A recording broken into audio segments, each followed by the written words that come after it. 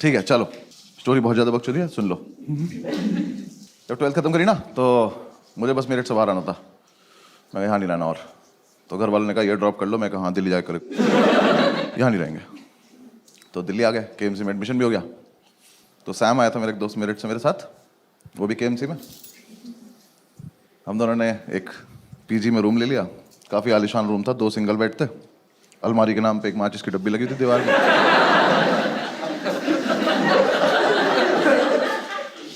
और जो आर्किटेक्ट था ना उसका,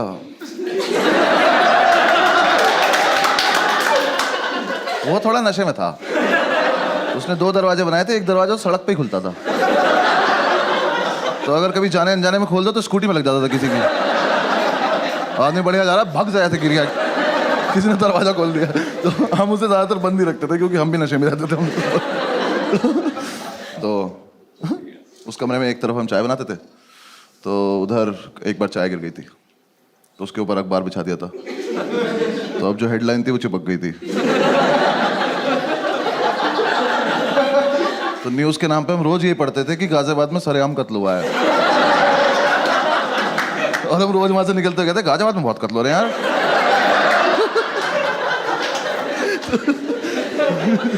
थोड़े दिन हम रहे, फिर हमने डिसाइड किया कि यार दारू पीते हैं।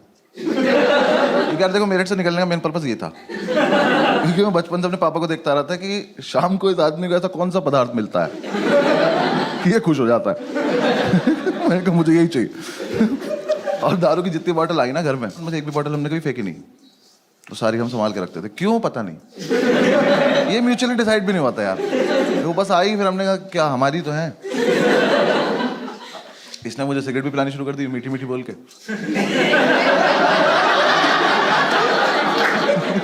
भाई पी के देख मीठी मीठी लगेगी। मैं कहते पी के देखी, मुझे लगी भी। मैंने कहा सही है। जितने लोग स्मोक करते हैं उन्हें पता होगा कि छोटी गोल्ड में से ना धुआं बहुत आता है। जो नहीं करते मैं बता रहा हूँ आप, हाँ ऐसे गूगल मत करने लग जाना, आता है वो। पता नहीं उसके हाथ कुछ बीमारी है, वो पुरानी सिगरेट कभी खींच लेती है, पता नहीं क्या उसके साथ। तो ना कमरे में धुएं से बादल बना के और बस उसे बैठ के देखता रहता था। मैं पूछता था क्या कर रहा है, कह रहा भाई देख उसमें कुछ दिख रहा है। मैं क्या दिख रहा है, कह रहा देख एक कुत्ता दिख रहा है। तो मैं देखता, मैंने कहा हाँ दिख तो रहा है। फिर हम दूसरा बादल बनाते थे, फिर हम दोनों कुत्तों की लड़ाई कराते थे। तो ठीक चल रहा था हमारा, फुल ऑन एंटरटेनमेंट चल रहा था। फिर एक दिन हमने ऐसे डिसाइड करा कि आओ थोड़ी बहुत सफाई वफाई कर लेते हैं। हम निकले घर से कि थोड़ा सामान वामान लेके आते हैं। बादल बना के, कमरा बंद करके, ताला लगा के हम लोग गए। पास की एक दुकान थी, वहाँ जाके हम भूल गए हम क्यों आए थे, सिगरेट पीने लगे।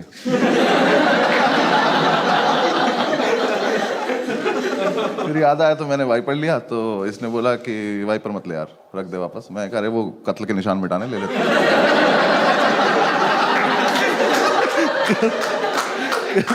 कह रहा कि नहीं कोई जरूरत नहीं है, मैं कर लूंगा अपने आप। मैं कहा अच्छा ठीक है। तो हमने बेसिकली हम कुछ लेने गए थे, बिना लिए थोड़ी देर में घूम घाम के वापस आ गए। तो हमारे यहाँ गैलरी थी, यहाँ वॉशरूम था, रूम से काफी दूर। आर्किटेक्ट होगी उसकी कुछ दिक्कत, मुझे नहीं पता क्या। तो ऐसे वॉशरूम था, चाबी इसके पास थी, भाग के आया और वॉशरूम में घुस गया। तो मैंने कहा चाबी, कह रहा नहीं दे रहा। ये क्या फेटिश है कि मैं चाबी छिपा लूंगा अपने पास। मैं कहा भाई या तो मुझे भी अंदर ही बुला ले, मैं भी बाथरूम में आ जाता हूँ। तो कह रहा नहीं मैं चाबी नहीं दूंगा जब तक मैं बाहर नहीं आता, तो बाहर घूम। मैं कहा और अंदर कुछ नहीं कर रहा है, छप छप की आवाज आ रही पानी की। पता नहीं बाल्टी में चाबी ही डुबो रहा था। मैं कहा भाई दे दे चाबी, 2-3 बार मांगी, नहीं दी। मैं कहा ठीक है बाहर में जा, मुझे कुछ से कुछ काम है। मैं बाहर आया, ऐसे थोड़ा सा ओपन एरिया था, उसमें ऐसे गोल गोल घूम रहा था। मैं ऐसे घूम रहा था तो मैंने देखा हमारे रूम के बाहर एक आदमी खड़ा हुआ बैग टांग के। तो मुझे लगा ये सेल्समैन होगा, कुछ बेच रहा होगा। तो मैंने कहा अरे टाइम पास तो मिल गया, आओ इससे बकचोदी की जाए। तो मैंने कहा हाँ भाई क्या बेच रहे हो। वो कुछ बोला नहीं। मैंने कहा बताओ ना क्या बेच रहे हो। तो वो पलटा, कहता तुम कौन हो। मैं कहा मैं कस्टमर, बताना क्या बेच रहे हो।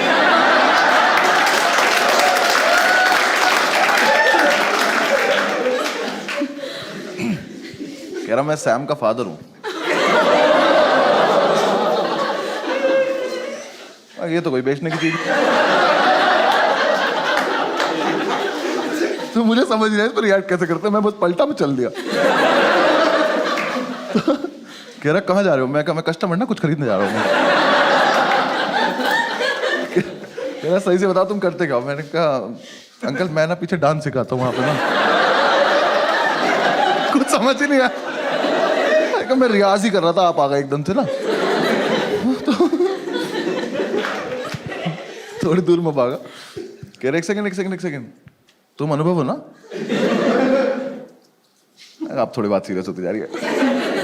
मैं कहा नहीं। कह रहा मुझे सैम ने बताया तुम्हारे बारे में, और मैं ही सोच रहा हूँ अपने लड़के से स्केच बनवाता है क्या? उस टाइम फोटो तो होते नहीं थे। तो ये क्या दोस्त से हाँ बनाओ, शक्ल बनाओ। तो यार देखो मैं भाग सकता था वहां से, लेकिन फिर मुझे एकदम से लगा कि आज क्या होने वाला है। ये आदमी अभी वॉशरूम से आएगा, ये अपना बाप देखेगा, फिर हम तीनों मिलके कमरा देखेंगे, और ये संसार तमाशा देखेगा। मैं इस मोमेंट को मिस तो नहीं करना चाहता। तो मैं कहा बता देते हैं हम कौन है, क्योंकि देखो मुझे क्या डर था, ये आदमी क्या कर लेगा, वैसे तो है नहीं मुझे पीट देगा, ज्यादा से ज्यादा क्या मेरे घर पे फोन करोगे कर लो, जो अभी टाइम हो रहा है मेरे पापा पक्का फोन उठा के बोलेंगे चीयर्स भाई साहब।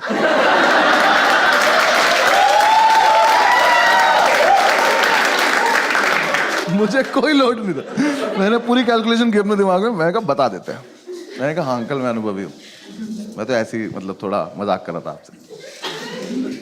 तो उसका मुंह देखे बोलना नहीं चाहिए था कि उससे मजाक कर रहा था मैं। भाई बिल्कुल बाप, हाँ जो मेरे पापा ना पापा है, ये बाप कहते हैं। वो लड़के नहीं तो बचपन से बाप बनना चाहते हैं कि स्माइल नहीं करेंगे वरना औलाद पैसे मांग लेगी।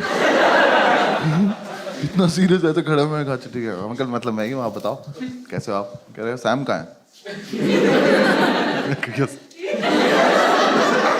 हो गया शुरू। मैंने कहा अंकल यहीं पे है, ये रहा यहाँ पे वॉशरूम है, वॉशरूम में। कह रहा बुलाओ उसको। मैं कहा भी बुलाते हैं। मैं गया, मैंने जाके गिर दिया। मैंने कहा बैठी आपके फादर आए हैं।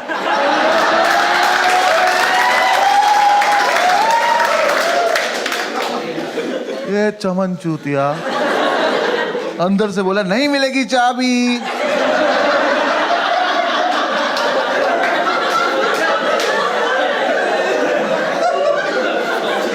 कहा बैठी रख लो चाबी, आपके पापा आए हैं। तो अंदर से कह रहा मेरे डैड जी क्यों आएंगे? वो तो यही आदमी बता पाएगा। मैंने कहा भाई यहाँ एक शख्स है जो क्लेम कर रहा है कि वो आपके पापा है, तो अब ये कंफर्म करने के लिए आप ही को आना पड़ेगा, क्योंकि मेरे पास कोई टेक्नोलॉजी नहीं है। इसको समझ ही नहीं आ रही है बात। इसको लग रहा है मैं चाबी लेने के लिए अलग अलग बहाने बना रहा हूँ। तो अपनी जोन में खुश है। और ये कॉमर्स का था ना, तो ये नया नया कूल बना था दिल्ली।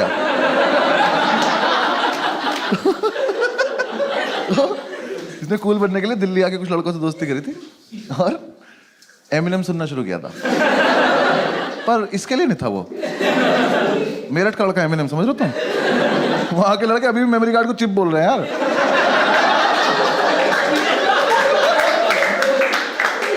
तो मैंने से फिर से बोला, मैंने कहा बाडी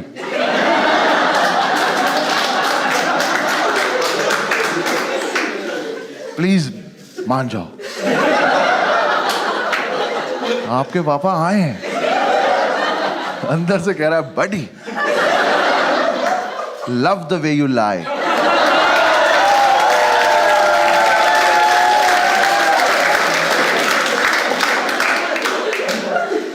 नहीं नहीं नहीं, अपने पापा कसम नॉट लाइंग। एक ही मिनट लगेगा, बाहर आके चेक कर लेना। अलग फील में इतने अंकल आ गए कि हाँ चल क्या रहा है। अंकल आए, मैंने कहा अब पता है सारी गलती इस आदमी खुद की, सब इनकी वजह से हुआ है। अगर ये उस दिन आके एक शब्द बोल देते तो वो लड़का सुन लेता, वो बाहर आ जाता, सब हो जाता। बाप है, कैरेक्टर में रहना।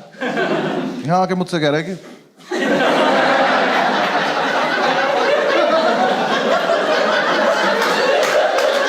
मैं बहन मम्मी मुझसे क्यों बोल रहा हूँ? ये तो रहा लड़का अंदर तुम्हारा। हाँ, बोल दो ना। नहीं कुछ खड़ा है मैं शांति से। मैंने कहा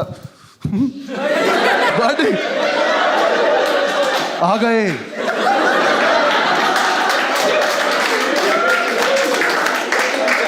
यार पता है सब सच है। एकदम से इसका मेरठ ऊपर आया, एमिनेम नीचे चला गया और इसका पेशेंस लेवल खत्म हो गया। इसे लगा कि अब तो ये बहुत देर से बकचोदी कर रहा है, तो अब मुझे इसे जवाब देने का टाइम आ चुका है। इसने अंदर से इतनी बुरी बुरी गालियां देनी शुरू करी, इतनी बुरी बुरी की स्टेज पे तो मैं दे भी नहीं सकता। ऐसे गालियों का लूप चला और मैं सोच रहा हूँ ये वाली तो बहुत एस्केलेट कर दिया यार तूने। और ऐसे चला चला चला चला चला और एकदम से एक लाइन आई, और तुझे पता है मेरा बाप कितना बड़ा चूतिया है।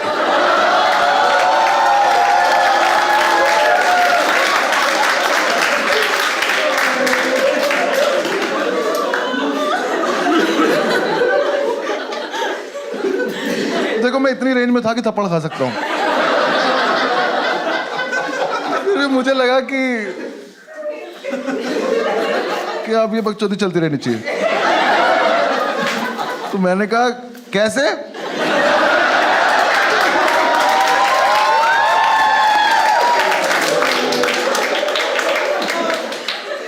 तो कह रहा पता नहीं क्यों आता है दिल्ली, और जब भी आता है एक आलू भुजिया का पैकेट और 4 लड्डू लेके आ जाता है। फिर मेट्रो स्टेशन से फोन करता है, मुझे मेट्रो स्टेशन जाना पड़ता है। कह रहा ये नहीं कभी मैं दारू ले आया।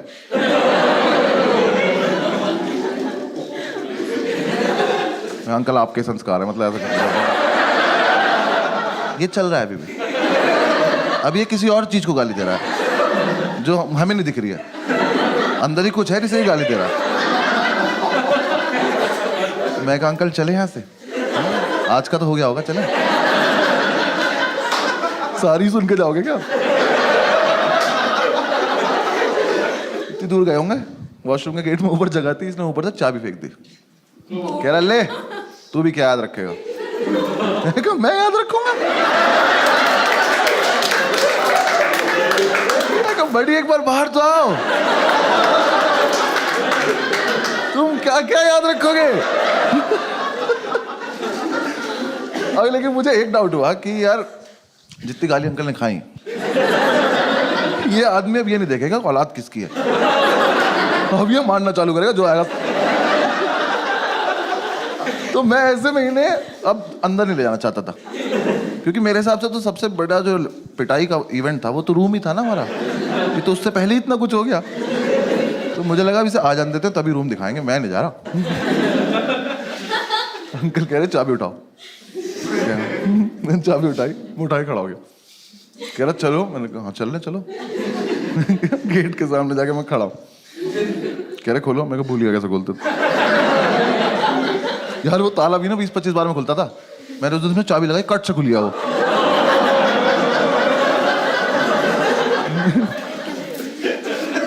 ऊपर वाला तो साथ नहीं दे रहा आज। मैंने ताला ऊपर अटका, कुंडी खोली, मैंने कहा अंकल अब आप कर लो। अंकल ने गेट खोला, पहले तो बादल आए, वो 2 जर्मन शेफर्ड अंकल के ऊपर से गए। वो आदमी स्मोक नहीं करता, कह रहा ये क्या था? मैंने कहा कुछ नहीं। अंदर आओ, अभी तो बिजली भी कड़क रही है, आ जाओ। अंकल अंदर घुसे, सामने एक चेयर पड़ी थी, उस पर कपड़े पड़े थे, मैंने कपड़े हटाए, मैंने कहा अंकल यहाँ बैठ जाओ, बस बैठ रहो। बाप लाइट जलाओ, मैंने कहा लाइट नहीं आ रही। वो पुराना वाला स्विच बोर्ड लगा हुआ था, उस पर वो इंडिकेटर नहीं लगा रहता था, तो वो जल रहा था। तो कह रहा वो तो जल रहा है, मैं कहा ये इन्वर्टर जल रहा है, छोटा इन्वर्टर इतना ही लोड ले पाता।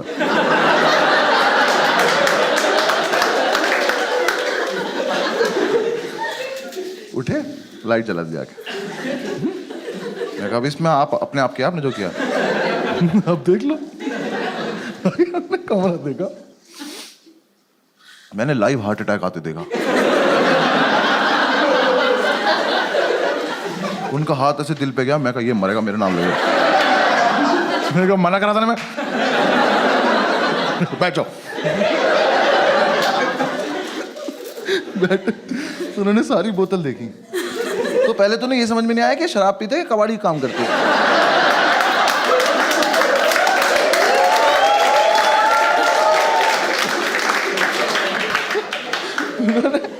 बॉटल देखी और मतलब इतना जेन्युइन सवाल उनका कि पीते ही हो ना? हाँ पीते हुए। और देखा कि साफ सफाई देखी कितनी है। उठ के कमरे में घूमे, मैं उधर मत जाओ, कत्ल हो रखा वहां पे। उन्होंने देखा हमारा चाय वाय का एरिया, कह रहे अच्छा अच्छा ठीक। एक तो बाप लोगों को ना, बच्चा उनका आर्टिस्ट हो, इसकी कदर नहीं होती, आर्ट की कदर नहीं होती उन्हें। इतना सुंदर पिरामिड बनाया था हमने सिगरेट की डब्बियों से, तोड़ दिया। हम पंखा नहीं चलाते थे कि गिर जाएगा, आगे तोड़ दिया वो डिब्बियां देखना सारी, उसमें से एक डब्बी उठाई, उसमें से आवाज आई, खोली तो उसमें बीड़ी थी। तो कह रहे तुम सिगरेट भी नहीं पीते?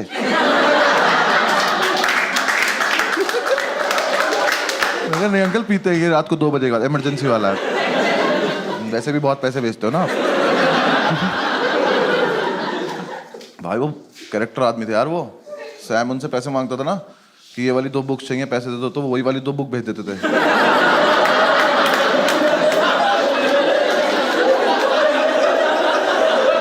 फिर हम दोनों पूरे मार्केट में बुक ले घूम रहे थे, कोई ले लो यार, तो हमारे तो एक कोर्स की भी नहीं है।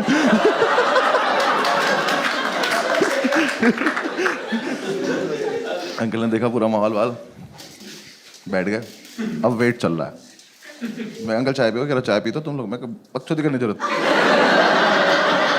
टॉन्ट मत मारो, पी नहीं है तो बता। मैं बहुत देर से वेट कर रहा हूँ, यहाँ पिटाई नहीं हो रही है। भाई इतने में हमारे सैबिनम साहब, देखो इस लड़के को बिल्कुल नहीं पता है बाहर क्या हो रहा है, इसकी दुनिया कहीं और है। ये वॉशरूम से निकला, इसका ऐसे हाथ निकला, ये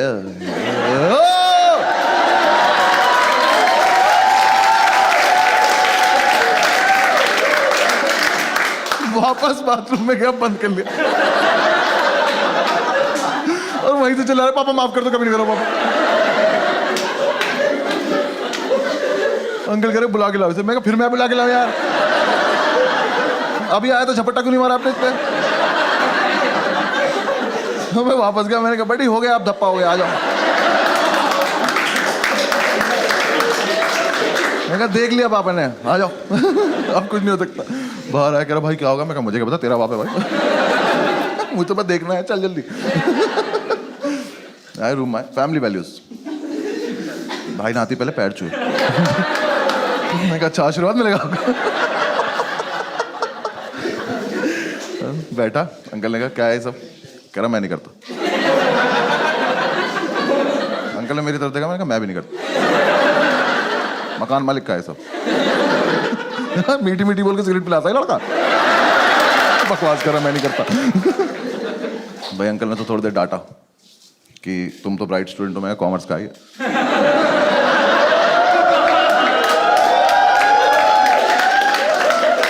कह रहे बेटा ये सब करने की क्या जरूरत है, फलान ठिकाना, वो डांटे। मैं कहा अब मारेंगे, अब मारेंगे, कुछ नहीं। उठे, खुद बाथरूम गए, तुरंत वापस भी आ गए।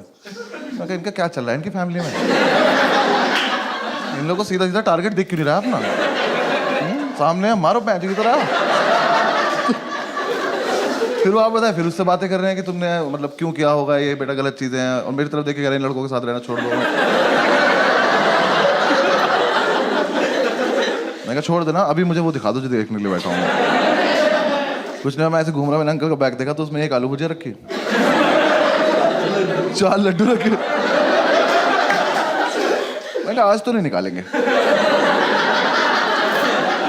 आज तो इसे वापस ले जाएंगे। आज तो बात कर रहे हैं उससे, करते करते उन्होंने आलू भुजिया निकाल दी। मैं कह अरे यार कहते ही शर्म नहीं आ रही, अभी गाली खाई है।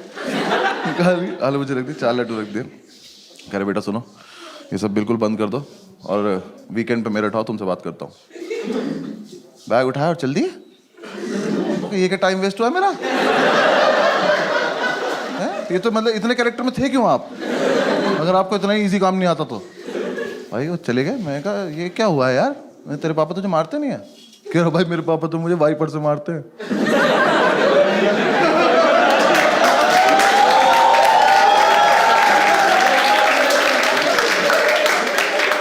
मैं कहा तो इसलिए मना कर रहा था क्या? कह रहा भाई बचपन से सिर्फ वाइपर से ही मारते हैं। ये अजीब फेटिश नहीं तुम्हारी बहन? बाथरूम से बहुत ज्यादा लगाव नहीं तुम लोगों को? मेरे और किस चीज से नहीं? कह रहा नहीं भाई उससे ही मारते हैं। मैं कहा तो अब क्या होगा? कह रहा कुछ नहीं, वीकेंड पे मेरठ जाऊंगा और पापा नया वाइपर लाएंगे और फिर उसके बाद आके दिखाऊंगा। चल दिखा दी भाई, ऐसा कर ली। फिर हम थोड़ी देर बैठे रहे, थोड़ा सैड हो गया तो थोड़ी देर बैठे बैठे इसने बोला कि यार ऐसा तो नहीं हम कुछ गलत कर रहे हैं? फिर 5-7 मिनट बाद हमें लगा कि क्या ही गलत कर रहे हैं। फिर 5-7 मिनट बाद हमें लगा क्या ही होता है गलत।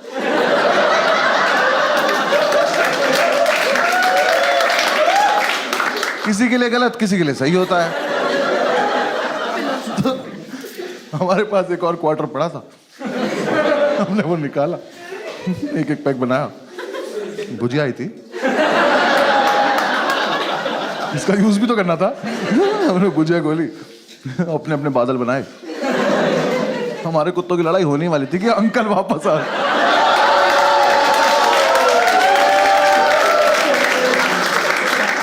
भाई वो दुकान से वाइपर लेने गया था, उन्हें स्वीटी नाम के वाइपर से जो सूता है ना उसको तो घुमा घुमा। अंकल देखे मेरे, uncle love the way you lie.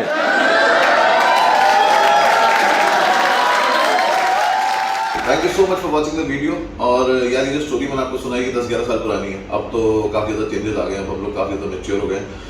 Last lockdown में साथ में ही थे और काफ़ी मैच्योरली बिताया हमने लॉकडाउन। आप लोग देख सकते हैं एक वीडियो में, मैं अभी दिखा रहा हूँ, देखो आप एंजॉय करो। Thank you.